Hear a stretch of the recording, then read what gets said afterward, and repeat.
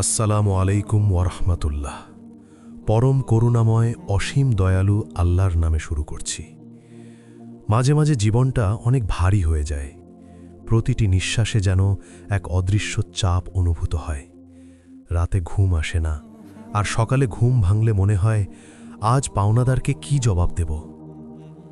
ঋণের বোঝা এমন এক কারাগার যার কোনো দেয়াল নেই, কিন্তু এটি একজন মানুষকে ভেতরে ভেতরে দুমড়ে মুছড়ে দেয়।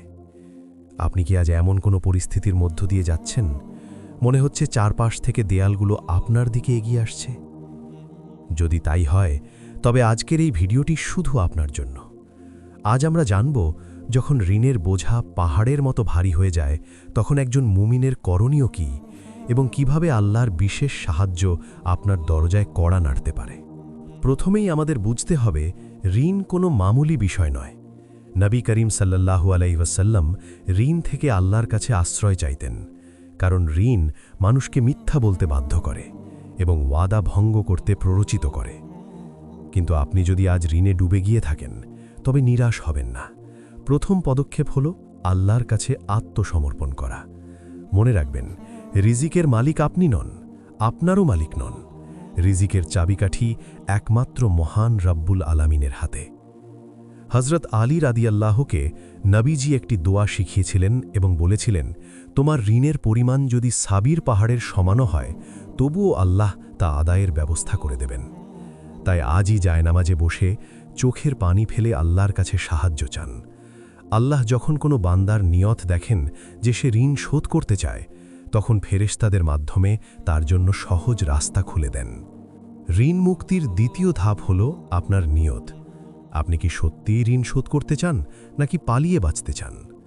রাসূলুল্লাহ সাল্লাল্লাহু আলাইহি ওয়াসাল্লাম বলেছেন, যে ব্যক্তি মানুষের সম্পদ পরিশোধের নিয়তে গ্রহণ করে, আল্লাহ তার পক্ষ থেকে তা পরিশোধ করে দেন। আর যে তা আত্মসাৎ বা নষ্ট করার নিয়তে গ্রহণ করে, আল্লাহ তাকে ধ্বংস করে দেন। সহিহ বুখারী। নিজের জীবনযাত্রার দিকে তাকান। আজই বিলাসিতা এবং অপ্রয়োজনীয় খরচ বন্ধ করুন। অনেক সময় আমরা লোক দেখানোর জন্য এমন জীবনযাপন করি যা আমাদের সামর্থ্যের বাইরে। এই মেকি জীবন আপনাকে আরও ঋণের দিকে ঠেলে দেবে। অল্পে সুখে থাকার অভ্যাস করুন। মনে রাখবেন, আজকের এই স্যাক্রিফাইস আপনার আগামী দিনের স্বাধীনতার গ্যারান্টি। ঋণ মুক্তির সবচেয়ে বড় চাবিকাঠি হল প্রচুর পরিমাণে ইস্তিগফার বা ক্ষমা প্রার্থনা করা। সূরা নূহতে আল্লাহ পরিষ্কার বলেছেন যে ব্যক্তি ক্ষমা চায়, আল্লাহ তাকে ধন, সম্পদ ও সন্তান সন্ততি গিয়ে সাহায্য করেন। 5 ওয়াক্ত নামাজের পর এবং শেষ রাতে উঠে এই দোয়াটি পড়ুন, আল্লাহুম্মাকফিনি বিহালালিকা আন হারামিকা ওয়া আগনিনি বিফদলিকা আম্মান সিওয়াক।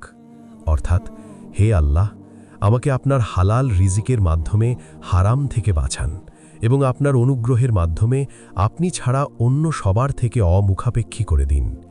এই ছোট্ট দোয়াটি আপনার জীবনের মোড় ঘুরিয়ে দিতে পারে। শুধু দোয়া করলেই হবে না, আপনাকে চেষ্টা করতে হবে। ইসলামে বসে থেকে অলৌকিক কিছুর আশা করাকে সমর্থন করা হয়নি। অতিরিক্ত পরিশ্রমের মানসিকতা তৈরি করুন। নতুন কোনো আয়ের উৎস খুঁজুন। যখন আপনি আল্লাহর উপর ভরসা করে কাজে নেমে পড়বেন, তখন আপনি দেখবেন আপনার শ্রমে বরকত আসছে। কখনো ধৈর্য হারাবেন না। শয়তান আপনাকে বোঝাবে যে আপনি আর কোনো দিন এই ঋণ থেকে বের হতে পারবেন না। এই দুশ্চিন্তা আপনার কর্মক্ষমতা কমিয়ে দেবে। নিজেকে মনে করিয়ে দিন, বিপদ যত বড়, আল্লাহর রহমত তার চেয়েও অনেক বড়। অবাক করার মতো বিষয় হল, অভাবের সময়ও যদি আপনি সামর্থ্য অনুযায়ী সামান্য কিছু সাদকা করেন, তবে আল্লাহ আপনার রিজিকে বরকত বাড়িয়ে দেবেন। সাদকা বালা মুসিবত দূর করে। আর পাওনাদারদের সাথে ভালো ব্যবহার করুন। যদি সময় মতো টাকা দিতে না পারেন, তবে লুকিয়ে না থেকে তাদের সত্য কথাটি বলুন এবং মাফ চেয়ে সময় নিন। নবীজি সাল্লাল্লাহু আলাইহি ওয়াসাল্লাম বলেছেন, আল্লাহ সেই ব্যক্তির ওপর রহম করেন যে কেনা বেচার সময়ে এবং পাওনা দাবি করার সময় নরম ও দয়ালু হয়। আপনার সততা আল্লাহর সাহায্য পাওয়ার পথ আরও সহজ করবে। প্রিয় দর্শক, আজকের এই আলোচনা কি আপনার মনে নতুন কোনো আশার সঞ্চার করেছে? আপনি কি বিশ্বাস করেন যে আল্লাহ চাইলে যে কোনো কঠিন পরিস্থিতি থেকে আপনাকে উদ্ধার করতে পারেন? আপনার যদি এমন কোনো অভিজ্ঞতা থাকে যে আল্লাহ আপনাকে অলৌকিকভাবে সাহায্য করেছেন, তবে তা আমাদের কমেন্টে জানান। আপনার একটি কমেন্ট হয়তো অন্য কোনো হতাশ মানুষের মনে সাহস যোগাবে।